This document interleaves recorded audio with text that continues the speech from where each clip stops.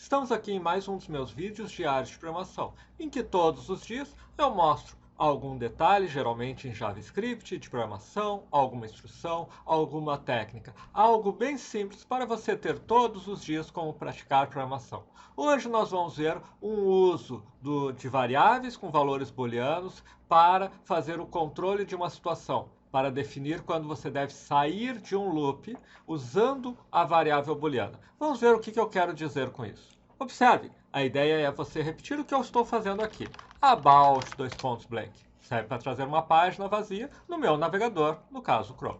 Botão direito, inspecionar, abre minha janela aqui e no console eu tenho um console JavaScript no qual eu vou mostrar um programa aqui. Vou usar algumas coisas que já foram vistas anteriormente em meus vídeos diários, mas não se preocupe porque eu vou explicar tudo aqui passo a passo. Em todo caso, no final nós temos a playlist com todos os nossos vídeos, se você quiser ir acompanhando eles. De qualquer maneira, antes de continuar, não esqueça de curtir, se inscrever, marcar o sininho. E vamos lá. Olha só, eu vou fazer um loop, que é o while. O while, ele tem um teste e enquanto este teste for verdadeiro, eu vou repetir alguma coisa. E eu vou fazer aqui o while true. True é um valor booleano. Então, ele vai repetir infinitamente. Ele vai repetir infinitamente o que eu estiver aqui dentro. É o que se chama de um loop infinito. Exceto se aqui dentro eu tiver um comando chamado break. Quando eu tenho o comando break, ele sai do loop. Pois bem, o que eu vou fazer aqui? Eu vou ter let test igual a um prompt entre com S para sair. Então, eu vou colocar aqui alert test. Vai mostrar o que eu escrevi. Eu posso escrever qualquer coisa no prompt. A variável test recebe. Essa aqui é um comando que vai exibir uma janela para receber dados. Este é um comando que exibe um dado. Nós já vamos ver os dois. E aqui eu estou fazendo if test igual a S, eu faço o break. Isso é, se teste for igual a S, eu executo esse comando, que é o que sai do loop. Então, este é o nosso código que vai fazer o quê? Vai repetir tudo isso aqui sempre até eu executar um break. Eu criei uma variável chamada teste, ela recebe qualquer coisa que eu digitar. Eu exibo essa variável. E eu testo se ela é igual a S. Se for igual a S, eu executo o break, ou seja, eu saio do loop. Não é essa a nossa lição. Isso aqui estamos apenas revendo coisas que já foram vistos em vídeos anteriores. Observe. Entre com S para sair. Não vou digitar S. Vou digitar qualquer outra coisa. Ele mostra o que eu digitei. Posso, inclusive, escrever um texto. Olá, mundo. Posso, inclusive, escrever um número. Mas, se eu digitar S, ele diz S, e ele sai. Ele sai porque eu digitei S. Agora, dentro disso, eu vou fazer um código bem parecido, que simplesmente vai dizer que quando eu clicar para sair, ele sai. E se ele não sair, o que ele vai fazer é ler um número, e este número ele vai mostrar o dobro dele. Código bem simples, bem parecido com esse, mas vai ter um detalhe diferente. Olha só, eu estou usando o teste. Primeira coisa, eu já vou aqui fazer diretamente o teste. If prompt, este é o último cálculo, sim ou não? Ele vai perguntar primeiro se este é o último cálculo, sim ou não. E eu vou fazer o seguinte, se este é o último cálculo for igual a sim,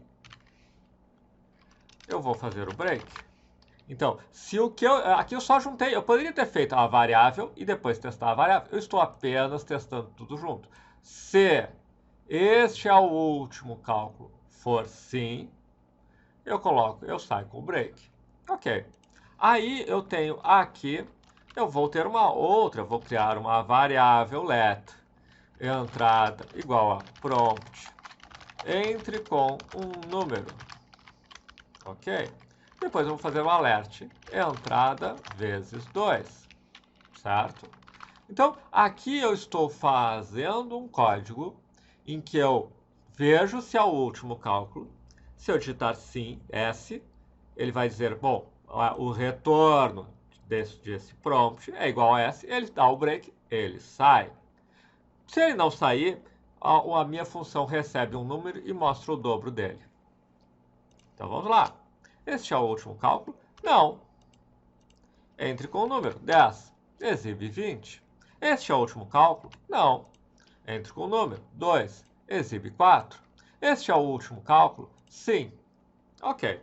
Só que agora vamos mostrar o uso de uma variável booleana de teste. Eu quero fazer o seguinte. Eu quero que quando você disser que este é o último cálculo, ele faça o último cálculo e depois saia. Eu tenho mais de uma maneira de fazer isso. Eu poderia fazer como eu fiz aqui em cima. Eu poderia colocar a variável receber o que eu escrevi e depois testar ela. Mas no caso, aqui é um teste simples, mas poderia ser um teste complicado, poderia ser um conjunto de condições. Ah, ele disse que sim, a temperatura chegou a tanto, já passou da meia-noite, faz não sei o quê. Ok, então isso aqui é apenas para ilustrar, mas também vai se tornar, de certa forma, mais elegante. Olha só. Se este é o último cálculo, eu vou criar uma variável de controle aqui. Let continuar igual a true. E eu não vou mais usar o loop infinito, nem vou usar o break. Eu vou dizer que enquanto for para continuar, e aí ficou inclusive mais legível.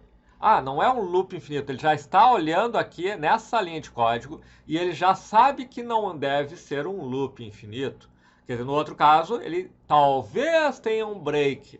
Mas se eu coloquei aqui a variável continuar, o programador, ou quem está olhando o código, já vê continuar igual a true, while continuar. Ele já está entendendo que quando continuar for false, ele não vai seguir nesse loop. Ficou mais claro o código?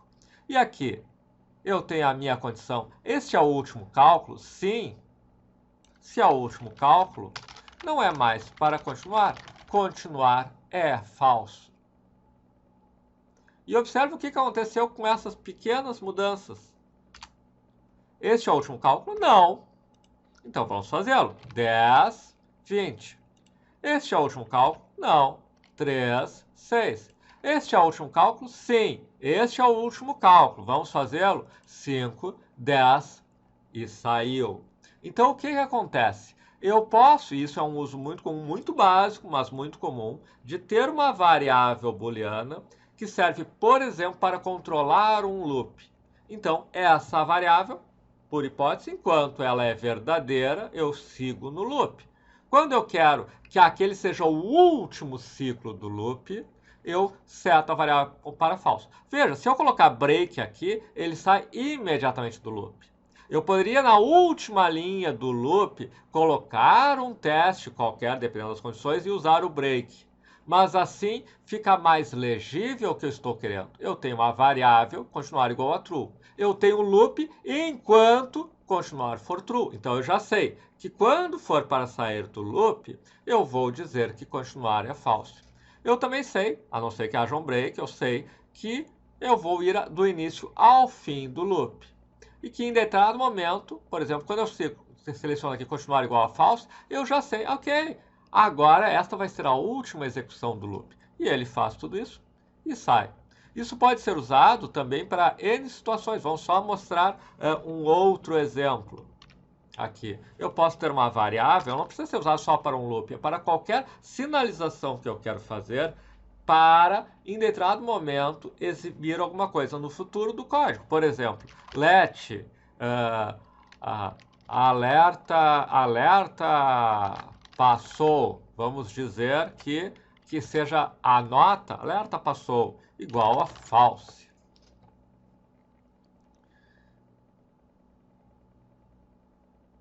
Aqui, letra entrada igual entre com a nota, por exemplo.